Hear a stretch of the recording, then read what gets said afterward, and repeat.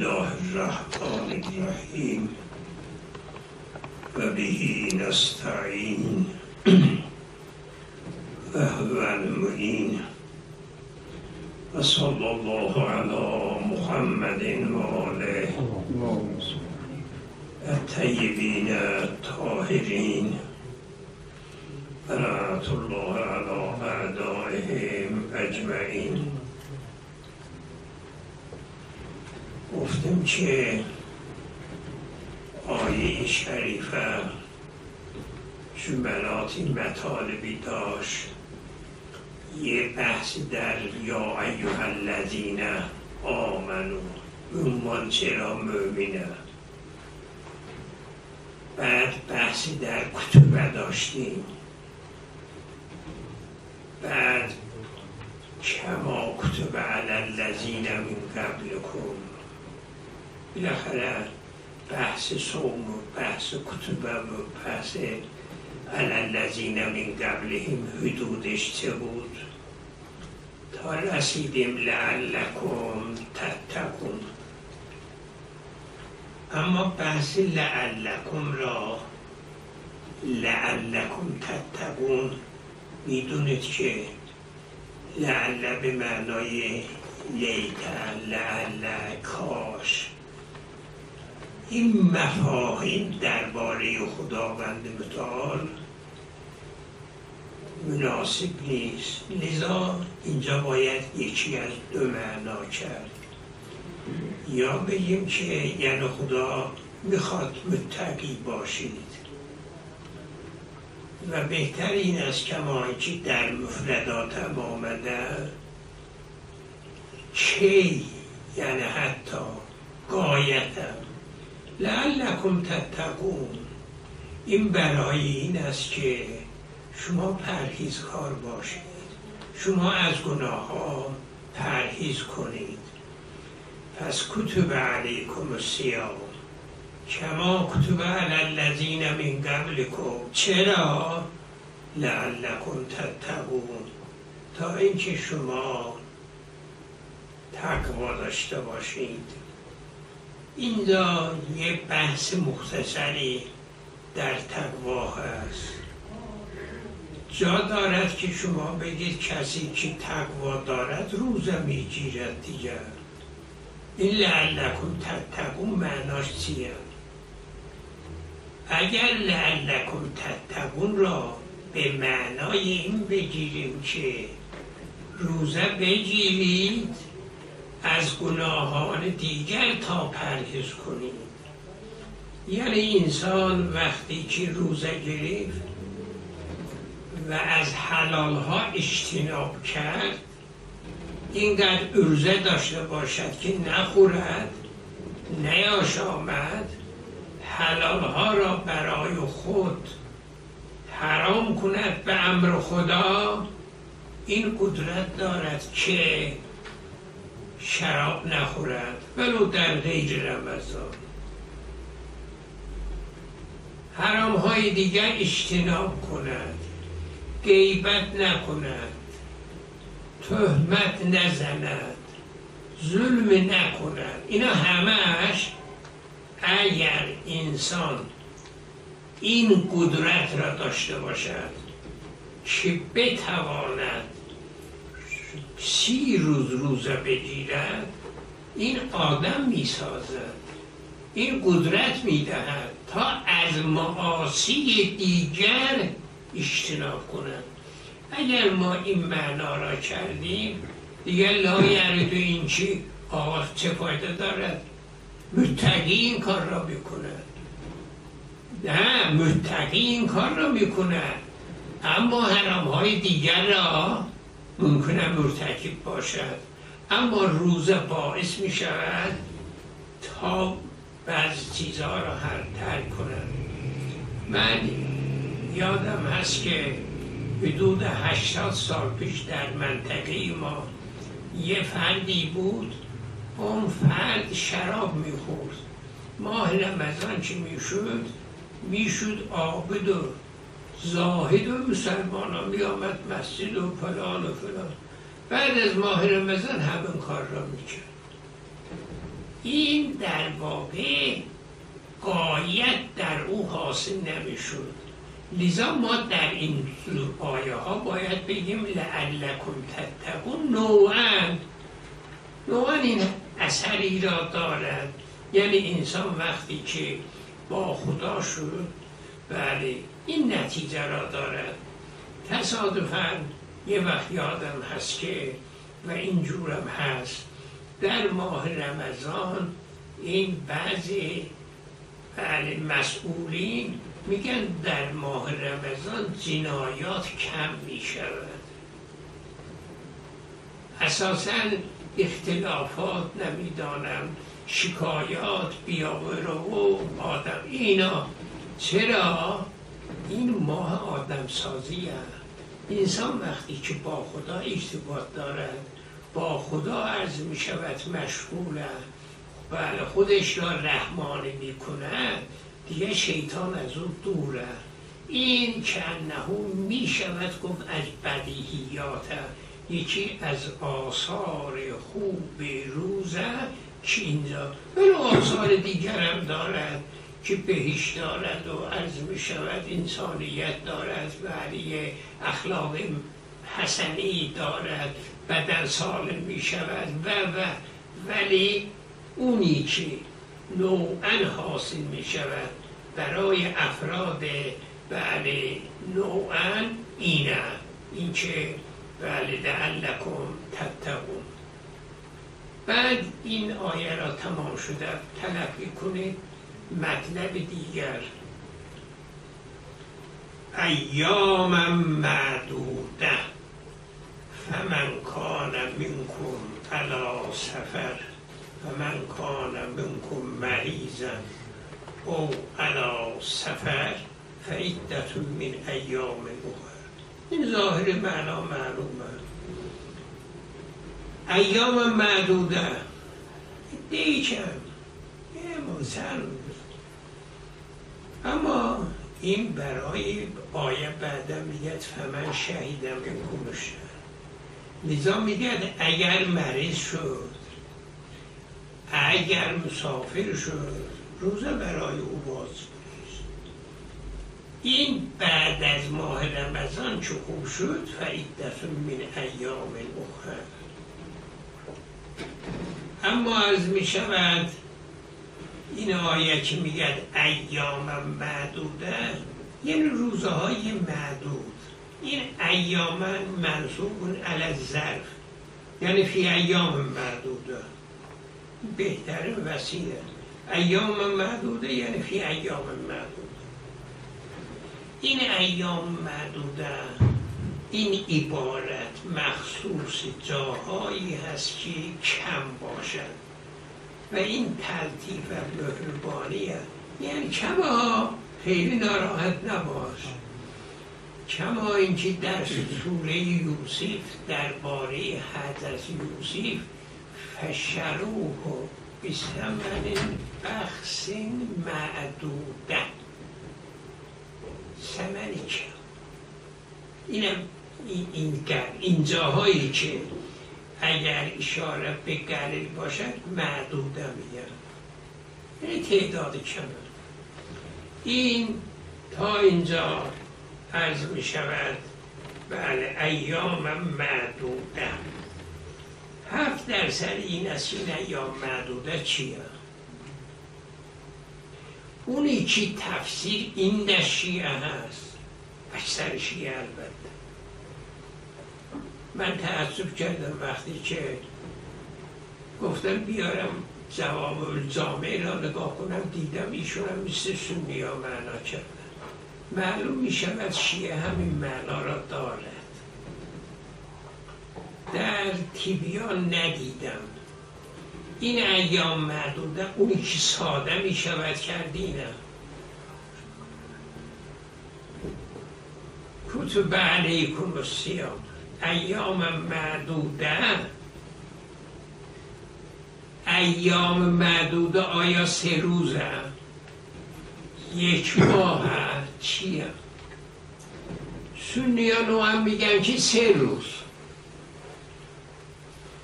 مرحوم طبرسی در جوامع الجامع اونجا هم میگه 3 روز.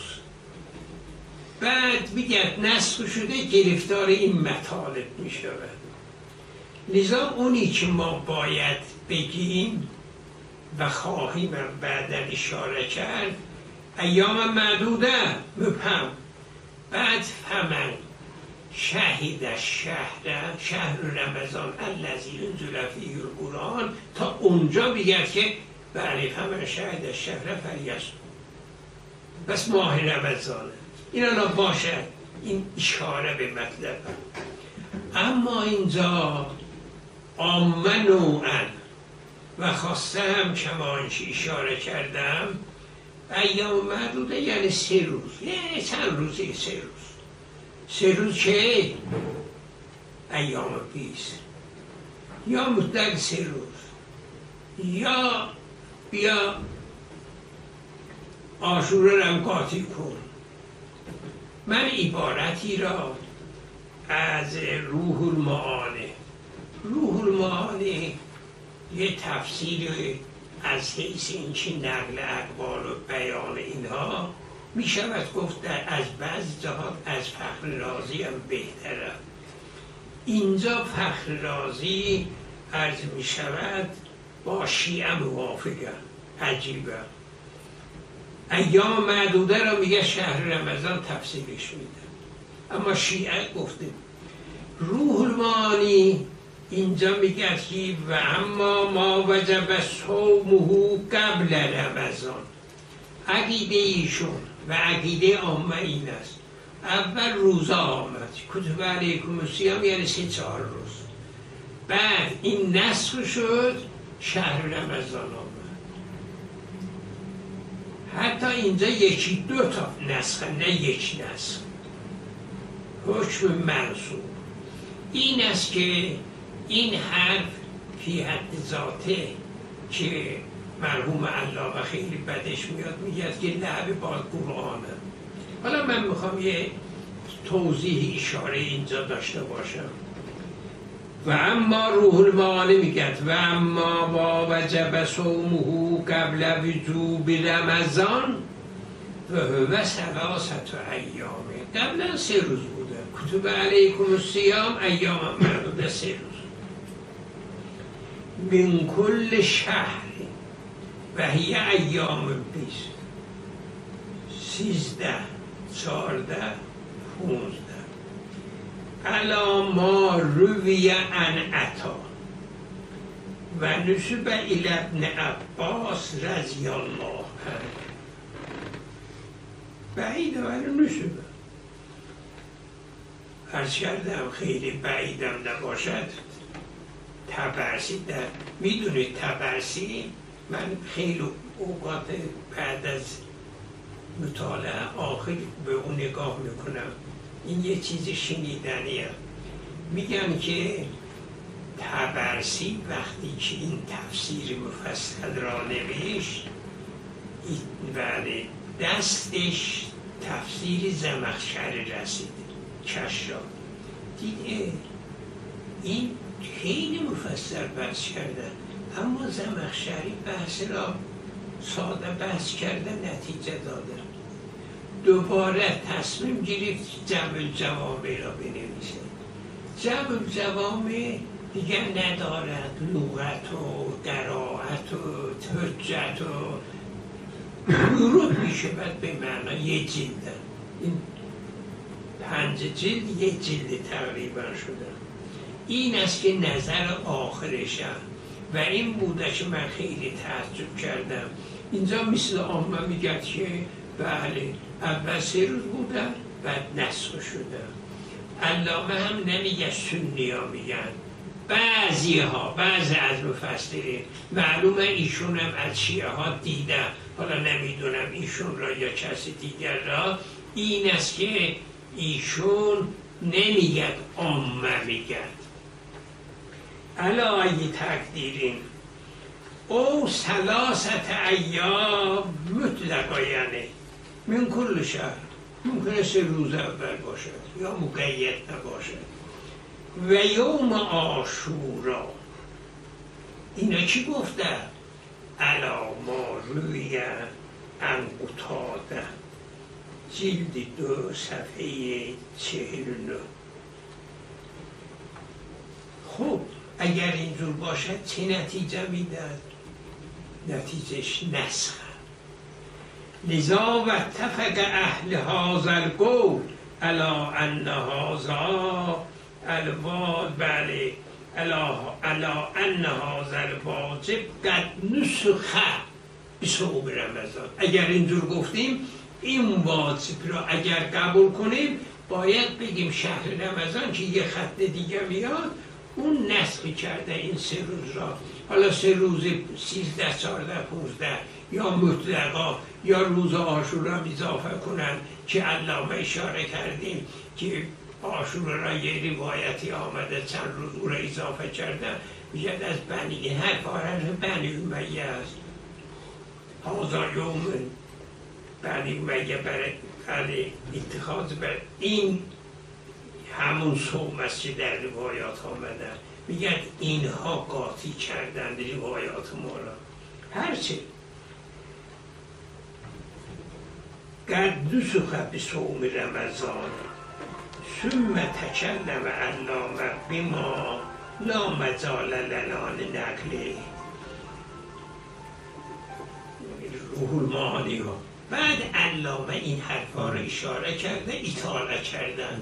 حالا کسی دلش بخواد که یه اطلاعات داشته باشد در این باب یا روح المعانی نگاه کنند و یا میزان که نقل کردن عصبانه شدن.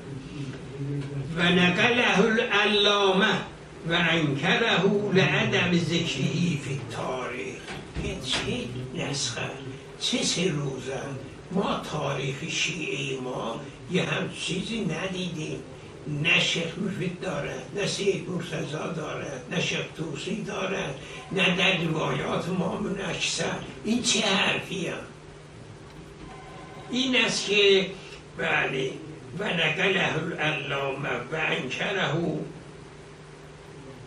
لعدم وجوده فی التاریخ لعدم ذکری اقول فی تعییده انه لو کان لظهر لبان. مرحوم آقایی در امثال اینا میگه که این چه چیزیه؟ این آقایان میگن با حال که در کتاب های ما منعکس نیست. چطور شده ماها نمیدانیم؟ پس معلوم میشه ریشه ندارد. چه نسخیست که این را قائل بشیم در پیشینیان ما این حرفی نیست. ولی بله ففی کلها بله ما ان سیاق الآیات یخالفه.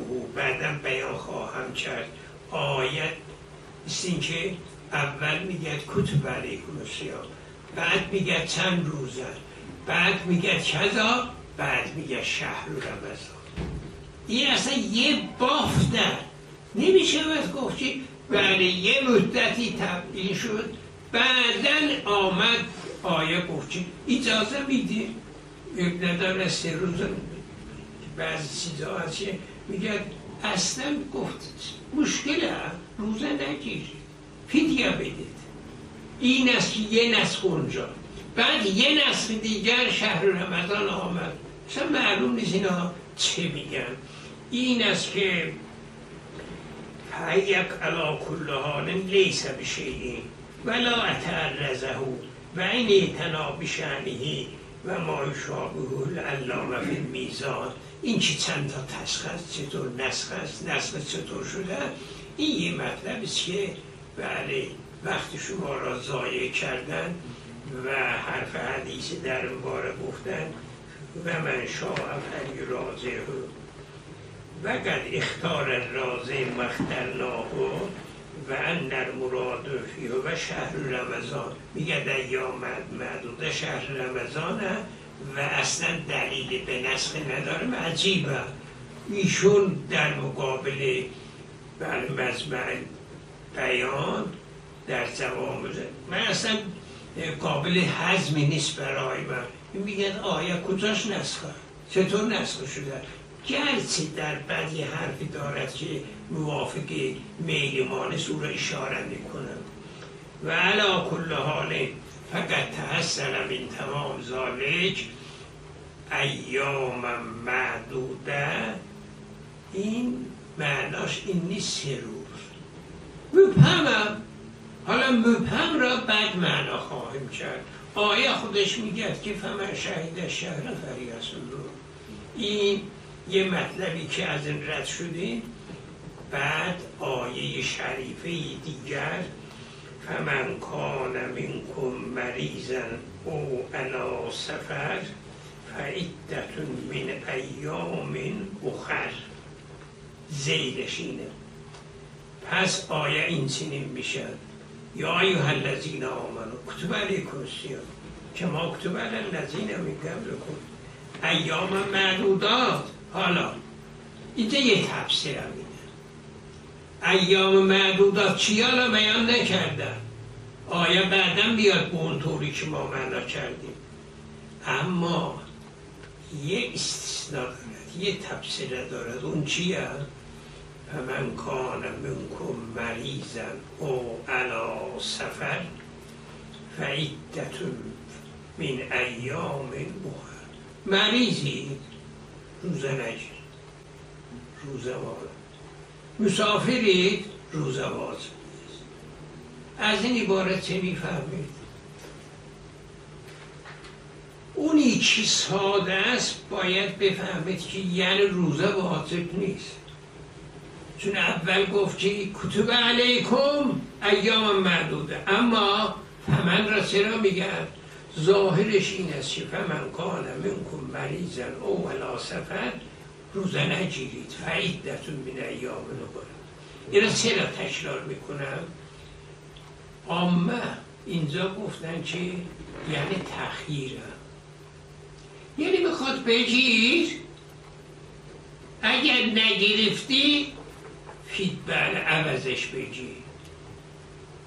لذا آیه ظاهرش بلکه صریحش این است که روزه واجب نیست، نه اینکه مخیر است بین روزه بعد فدیه ایچی بیاد اونجا. خب حالا این را معنا کنیم که گفتیم که آیه صریح این است که این 2 حکم ندارد. هذا تفریع بوجوب صوم و کتاب. صوم واجب است، اما و انه فی المرض و سفر روزه واجب نیست. چرا؟ میگه قضا کن، نمیگه در فرض خوردن قضا کن. پس معلوم میشود حکم اولی در مسافر خوردن. سنی آمدن گفتن که این تخییره. ظاهرا یه روایتی هم برای مطلب نقل کردن و حالا اون که در سیوطه اگر یادتون باشد اونجا یه عبارت چیه؟ آیه فیروز یادت هست؟ امینیم بریم سیام سفر قاله لیس امینیم بریم سیام. این یعنی برای شاهدش برای چیه؟ مطلب دوم بپرسم دارید؟ بگید به من این روایت را چرا آورده در سیوطه؟ عاشق همت یادت نیست؟ اونجا میگه که ام عوض الفم، الف لام تعریفم. اونجا امینیم بیریم یعنی امین البره. با اینکه این روایت را خودشون نقل میکنن و بله اونی که من دیدم ام نیست، امین البره را نقل کردن. با این همه یه روایت دیگه ظاهرا آوردن، اگر اشتباه نکنم میگم پیغمبر فرمودن. با اینکه میگن در کجایی بود که بین مکه و مدینه حضرت بود، آیه اونجا نازل شد که بله اگر کسی مسافر روزه را بخورد اونجا روزه. با اینکه خودشون این را نقل میکنن حضرت گفت که بیارید من روزه را بشکنم، اینا میگن که نه، روزه اصلا واجب نیست، مخیره. پس مخیر شد معناش چیه؟ فمن کان منکم مریضا او علی سفر فعده، اینجور میگن فمن کان منکم مریضا او علی سفر، این افترا فعده من ایام و این لم تفترا، دیگه هیچ دیگه روزه گردنش نمیاد. یه همچون معنایی را گرفتار شدن معنا کردن و خب ولا یخفا ان ظاهر قوله تعالی فعدة من ایام اخر و ان الصوم فرض فی ایام معدوده و ان المراد منها شهر رمضان بعد کمایتی بیانه فیعول المعنی انه ماه رمضان واجب است اذا کان این شخص فی السفر او عرض له مرض، در این دو صورت لم یتمکن لذالک الصوم، واجب را نمیتوند دیگر چون خدا میگه واجب نیست، فلا بد له ان یصوم العدة فی ایام اخر غیر شهر رمضان. اگر این معنا میکنی فعلیه لا بسه لما صار الیه بعض اهل سنت من انه مخیر بین الصوم و الافطار. میگه مسافری میخوای بگی قضا نداره، نگرفته قضا داره. اینا از کجا آوردن؟ این روح المعانی علیه و آله یه توضیح میکند، میگه که اون حذف شده، این افترتر. چرا حذف شده؟ قرینه‌ای در کاره. حالا باید خودش رو بیاریم اینجا معنا کنه تا ما قبول کنیم. فتحصل من تمام ذالک، این آیت ظاهرش این است روزه واجب است، بعد این روزه مسافر و مریض واجب نیست. چرا؟ میگه فعدة من ایام اخر، در ایام اخر باید عوضش بگیرن. حالا چه گفتیم تا اینجا؟ دو سه مطلب را ما اشاره کردیم. یک، آمدیم گفتیم که آیه شریفه که اینجا روزه را برای ما میگن لعلکم تتقون، یه لعل را بحث کردیم، یه تتقون را بحث کردیم، بعد ایام معدوده را گفتیم یعنی چه. بعد از همه اینها فمن کان منکم مریض را گفتم فمن کان منکم مریض در مورد استثناست، یعنی میگه اونجا که نمیتونه روزه بگیری قضاش بگیری. اینا همش صاف شد. رسیدیم کجا؟ رسیدیم و علی الذین یطیقونه، یعنی چه علی الذین یطیقونه؟ لغت میگه یطیقونه یعنی قدرت داری. اکثر اهل لغت نگاه کنه قدرت داره فدیه بده. این است که آقایان اهل سنت یطیقونه را قدرت معنا کردن، میگن روزه را قدرت داری نمیگیری فدیه بده. حالا ببینیم اونا چه میگن. حالا لابد بگن که این حکم اولیه حکم ثانوی داره تا انشاءالله.